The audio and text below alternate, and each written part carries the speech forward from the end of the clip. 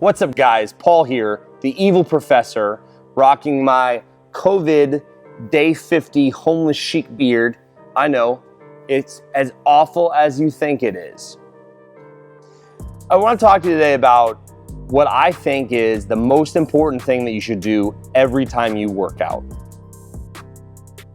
And maybe you could make an argument that this is something that you should do every single day, regardless of if it's a workout day or a rest day or an active recovery day.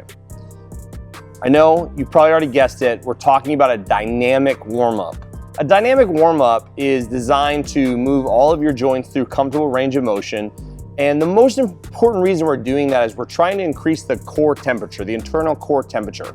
Why? All of the major joints of our body are what we call synovial joints. They're self-lubricating joints, and when they increase in temperature, they become a little more viscous, so they move a little better. That's my primary reason, increasing the internal temperature. My secondary reason is I want to increase the heart rate, right? I want to slowly adjust the heart to get it ready for exercise. We brought Nicole in today, and she's going to show the dynamic warm-up. Now, I'm going to be honest with you.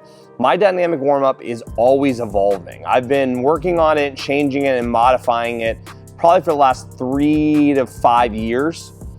Every single one of my athletes, whether they're a fighter, a lawyer, a doctor, accountant, a mom, a dad, a grad, they come in and they do the same dynamic warm-up. Now, maybe they modify it slightly for their limitations, but it's a set thing. They know it's the first thing they're gonna do. You should be doing it every time that you work out.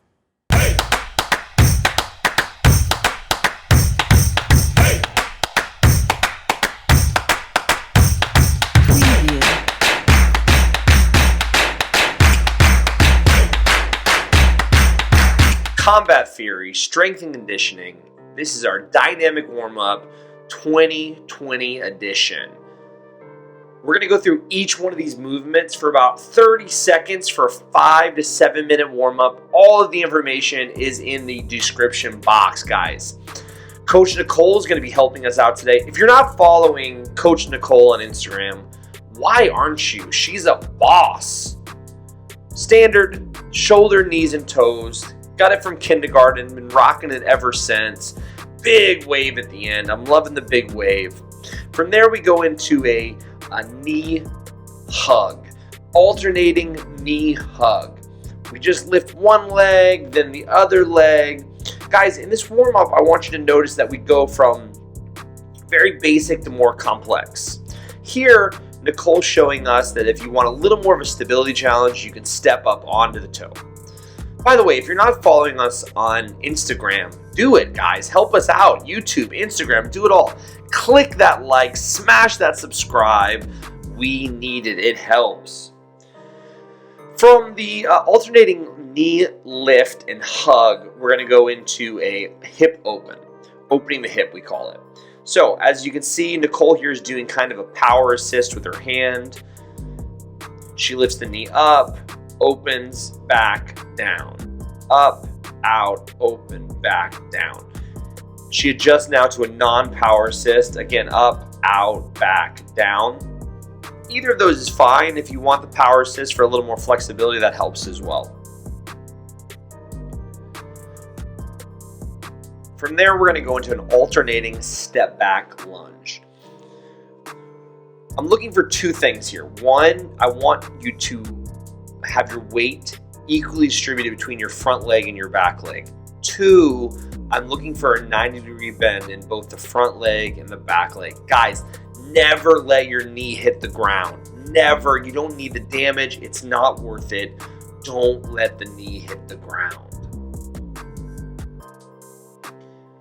After our alternating step back lunge, we're going to go into a windmill. So big hands, we're reaching out into the sky, we're moving through the thoracic spine.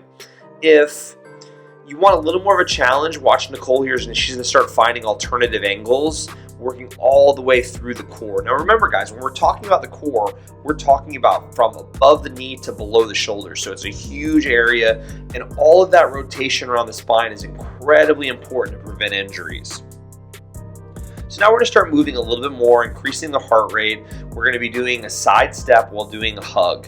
So we're just moving side to side, hugging, really trying to open the chest, going through a nice range of motion in the lateral, kind of what we call the frontal plane.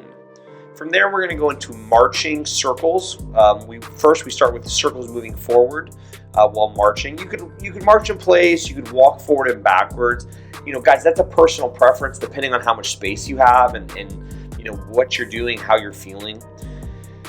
After a little bit, we change directions in our arms. Instead of going forward, we start going backwards. Guys, one of the things about the warm-up that I love is that this is the opportunity for all of my athletes to, this is when we're going to talk a little bit. From there, we're going to go into our lateral, right? We're going to move from side to side. Again, we're working in that frontal plane. And this is a space thing, guys. If we have enough space, we typically will run this all the way down to the turf. But, if I'm warming up a fighter before a fight, we might be in a small dressing room. We might just be moving, a couple feet to the left, a couple feet to the right. Either way, all I'm looking for is that nice lateral shuffle. From there, we go into a backwards jog. And guys, I think this is incredibly important because I see fighters that they move really well forward, but they have a lot of trouble moving backwards. And if you pull that out, that's true in most populations. Even my geriatric clients have trouble, and a lot of injuries in older people you see is from moving backwards, stepping backwards, falling backwards. Again, guys, if you're not, please subscribe now. Here, Nicole's going into a karaoke, so we're just going from side to side, working our karaoke. I borrowed this from jiu-jitsu, but to be honest with you, I love it. I think it's really, really beneficial. From there, we go into an alternating kick. So all she's going to do is she's going to kick each toe from side to side. We kick. I do this walking all the way down the turf if you want, or in this case, we're just in one position. We're kicking side to side. Great for the glutes. One of the things about the warm-up I was saying earlier is this is when my athletes can say, oh, you know what, this is a little bit tight, or man, I need to be a little bit, more flexible here, or wow, this kind of hurts. Maybe I need to see what's going on. So now we're getting a little more ballistic, a little more dynamic, and we're moving into a jumping jack. And Nicole's demonstrating two versions. First one, your traditional jumping jack you've been doing since you're a kid. The second one is just a sidestep. And that's for people that if you're having discomfort when you're landing, or maybe you've rolled your ankle or something, you can just step side to side. And the last thing that we do every time is we go into hops, guys. And I typically do this two ways. The first way we're going to show you is I do a hop, walk the hands out, and then walk the feet in. So Nicole's going to show you nice soft landing. She walks her hands out, goes into a push-up position, then walks her hands back in. And again, space-wise, guys, you could do this in a small box, or you could do this in, across a track if you wanted to. I can't express to you enough how important it is for you to just do what you can do, guys. Work on what's right for your level of fitness. Hopping forward, hopping backwards, walking your hands out. And I will say this, I have a lot of athletes that have had injuries with their wrists over the years from boxing, or from, their hand landing in a weird position in training or in grappling. So sometimes I'm going to do this drill. We're just going to do the hops. And there's nothing wrong with that, guys. If you have trouble, if you have an athlete, or you're the athlete yourself that's having trouble pushing and putting your hand into that hyperextension position, don't do it, guys. Let's avoid it, and let's figure out ways to correct it. So as you can see, here Nicole's just showing the hop version. She's hopping from side to side.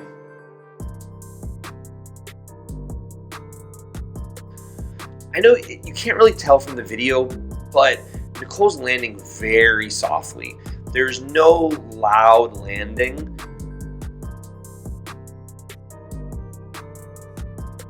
That would be an example right there that Nicole just showed us of what it would feel like if you're landing in a kind of hard position. Hey guys, look, I hope you enjoyed it. This is our dynamic warm-up. It's been evolving over the last 5 years. Nicole did a great job.